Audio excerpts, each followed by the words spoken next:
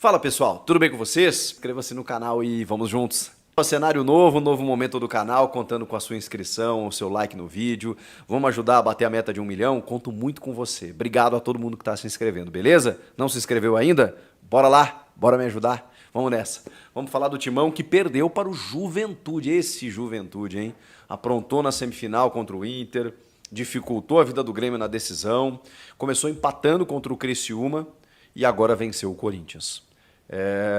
Não quero ser repetitivo, nem, digamos, tendencioso, mas sou um pouco, porque conheço ele há muitos anos. E Roger Machado, hein? Ele é muito bom treinador. Eu sei que o campeonato está começando, mas ele pegou a sucessão de um bom trabalho do Thiago Carpini, que ele fez no Juventude, né? Subindo a equipe para a elite, e ele deu sequência. Chegou na final do Gaúcho, deixou o Inter pelo caminho, fez bons enfrentamentos com o Grêmio e está começando o Brasileiro numa boa. E o Juventude não é uma equipe que vai disputar o título. Isso, por outro lado, também preocupa muito o lado do Corinthians. Porque se você pensar que o Corinthians perdeu para um adversário que, teoricamente, não vai disputar a mesma coisa que ele, ou vai? Ou vai? Não, né? Imaginamos que não. Eu acho que o Juventude vai... acho até que pode fazer uma boa campanha, mas vamos lá, né? Tem que ter fôlego. É muito tempo, são muitos jogos.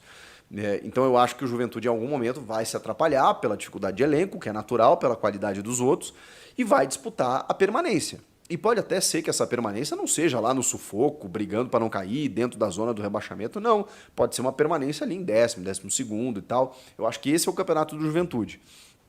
Por melhor que ele seja, eu acho que ele não consegue superar as barreiras que estão à frente, porque tem equipes muito mais qualificadas, de muito mais orçamento e tudo mais. E o Corinthians, talvez entre até nesse quesito, né, de mais orçamento, de mais qualidade de elenco, mas aí que tá. Na prática, no confronto direto, deu Juventude. Mas por que deu Juventude? A gente precisa entender. O Juventude jogou tão melhor assim que o Corinthians, eu acho que o Juventude competiu. Competiu, marcou, brigou, bem no que eu já projetava que o Juventude faria. As equipes do Roger, quando elas são inferiores tecnicamente, é o que ele faz. Ele briga, ele compete, ele vai no pé de ferro, ele aproveita os espaços, ele aproveita as falhas, ele marca em cima. E foi o que aconteceu. O Juventude começa o segundo tempo disposto a ocupar o campo de ataque do Corinthians para pressionar, para forçar o erro, e o erro acontece. Justamente nos pés do Cássio. Na verdade, ele toma um primeiro gol do Jean Carlos, do meio da rua, de muito longe, né? Eu acho que esse é o detalhe. É uma bola no canto, ele até vai nela e tal, mas é uma bola de muito longe. Que não há o encurtamento, não há diminuição de espaço, ele tem liberdade para chutar, chuta mesmo no cantinho. E para um goleiro, eu acho que essa é a análise, para o goleiro do tamanho do nível do Cássio, é uma bola defensável, né? Uma bola de muito longe no canto em que ele poderia ter pegado. Não pegou, falhou. E o segundo, o segundo gol é entregue ao Juventude, né?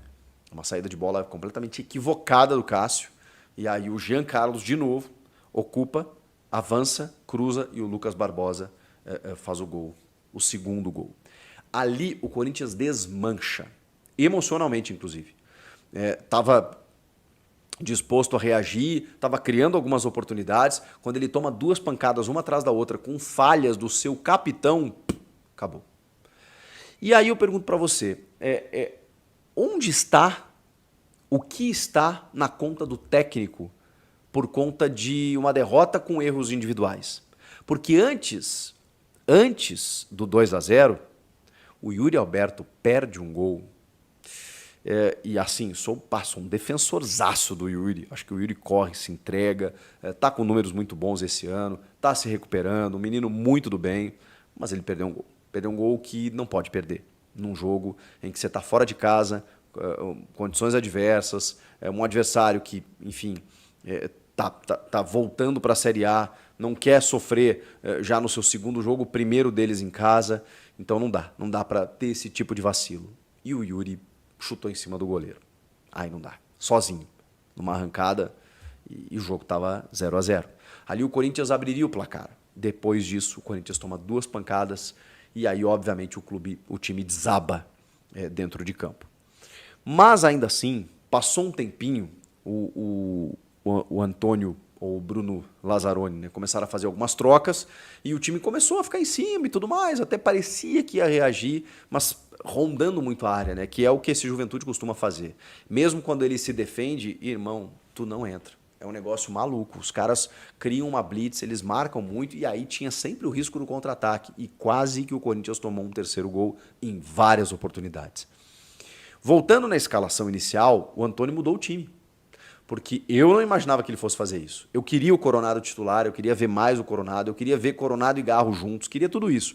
Mas também não queria que o Wesley saísse do time. Não achava uma boa. Não é que ele fez as duas coisas? Ele manteve o Wesley e botou o Coronado.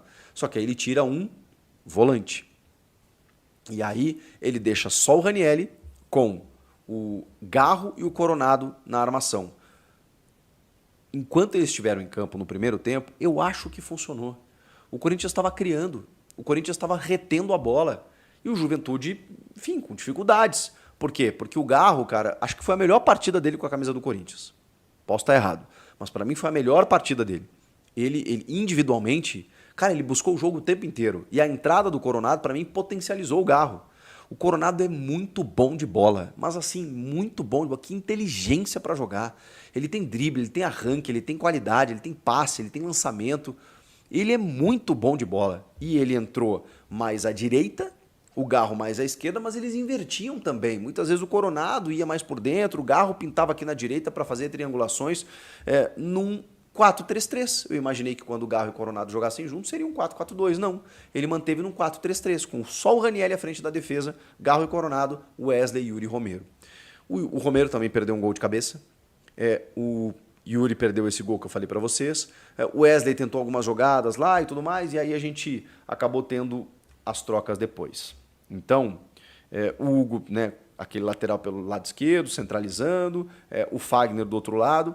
O Maicon acaba entrando no lugar do Wesley para dar uma sustentação mais para o meio de campo. Aí sim, dentro daquela ideia que a gente imaginava, com o Ranielli, Maicon, o Rodrigo Garro e Igor Coronado, com os dois atacantes, né, o Yuri e o Romero. Depois ele foi mexendo mais. Depois ele tira o Romero para botar o Mosquito, tira o Yuri para botar o Pedro Raul, e aí o Maicon machuca. E agora se torna uma preocupação, né? A gente não sabe, ele vem de uma parada, volta e parece que sentiu o joelho. Tomara que não seja nada grave, porque aí entra o Paulinho. E o Corinthians até que controlou o espaço da intermediária ofensiva, começou a tentar buscar o empate, mas assim, muitos erros de passes, muitos erros técnicos, o Juventude marcando muito bem, então o Corinthians não conseguia entrar e aí acabou tendo dificuldades, o resultado acabou sendo construído em duas falhas do goleiro, e antes disso, quando o seu centroavante teve a bola para fazer o gol e não fez. Eu não estou aqui eximindo ou minimizando toda e qualquer responsabilidade do técnico. Eu não estou fazendo isso. Eu sei que ele tem suas responsabilidades. O Corinthians teve muitas dificuldades no jogo. Agora, para mim, as responsabilidades maiores estão postas nesses erros individuais e no gol perdido e nas falhas do Cássio. Aí fica difícil, né? Você pode montar o melhor plano tático, mais infalível da história. Se os teus caras lá dentro não executarem, acabou. E foi o que aconteceu. Por outro lado, um Juventude muito aplicado, muito disciplinado, que é o que eu falava para vocês, vai jogar por um prato de comida, por cada dividida, por cada disputa, e foi difícil nesse sentido. O Corinthians teve dificuldades, mas brigou, se entregou, tá tudo certo. Os jogadores que entraram também tentaram buscar um empate ou diminuir a vantagem, mas não foi possível. Então, assim, eu acho que tem alguns destaques que a gente pode apontar, como o Igor Coronado, que pode ser titular para ontem, e aí ele pode entrar no lugar do Wesley, mas não fazendo a do Wesley, né? Eu digo numericamente, né? O Wesley sai para ele entrar, para você ter mais sustentação, não tira um dos volantes, nem o Ranielli, nem o Maicon, né? Se ele tiver tudo bem com ele aí na sequência. Enfim, a gente tem alguns destaques positivos no jogo e muitos negativos, né? Muitos negativos porque a gente está falando de uma sequência de um empate. Agora esse empate com o Galo ficou ruim. Porque eu imaginei que o Corinthians, ao enfrentar o Juventude, mesmo fora de casa, ele pudesse se impor. Pela qualidade que tem, pela diferença em relação ao adversário. Eu imaginei que o Corinthians ali pudesse conquistar 3 pontos. E aí em 2 jogos você teria 4, mesmo com um em casa e um fora. Meio que você inverteria a lógica aí, porque eu valorizei aquele ponto contra o Atlético Mineiro. Só que agora começa a ficar ruim. Porque quando você não ganha fora de casa de um adversário que teoricamente não vai disputar a mesma coisa que você, vai disputar uma coisa abaixo do que você tem que ganhar. E o Corinthians não ganhou. E aí ele tem que, no caso, recorrer, né, lá ao primeiro jogo e perceber que 2 pontos fizeram falta. Mas eu já analisei aquele jogo, pelas circunstâncias acho que o Corinthians tem que comemorar o empate. O problema é que na sequência ele precisava ganhar e não ganhou. E eu imaginava que ele pudesse, por encarar uma equipe que está voltando à Série A, que tem mais limitações. Só que quando a bola rolou, não foi o que aconteceu. Os caras dividiram, marcaram, correram e o Corinthians teve muitas dificuldades. Mas assim, sem terra arrasada, tá? Tem uma Sul-Americana pela frente, tem jogo no final de semana, e aí eu acho que o que pode se falar do Antônio, na minha opinião, porque estou colocando muito na conta aqui dos erros individuais dos atletas. O que pode se falar do Antônio é o fato dele não estar à beira do campo. E por culpa dele. Culpa dele. Ele disse que não vai mudar o jeito dele e tudo mais, mas ele não pode se ausentar tanto assim do banco de reservas. Porque esse é o risco. Não estou falando que o Corinthians não perderia se ele estivesse à beira do campo. Mas é diferente. É diferente e se tem um erro do Antônio, na minha avaliação nesse jogo, é não ter estado ali presente por conta de uma bobagem que ele fez, que ele falou, que ele foi xingar o árbitro e tal. Não dá. Isso é ruim, isso é nocivo pro time, inclusive. Não ter a referência do Antônio ali. É só o que eu queria dizer. Vocês gostaram do jogo? Não, né? Provavelmente não.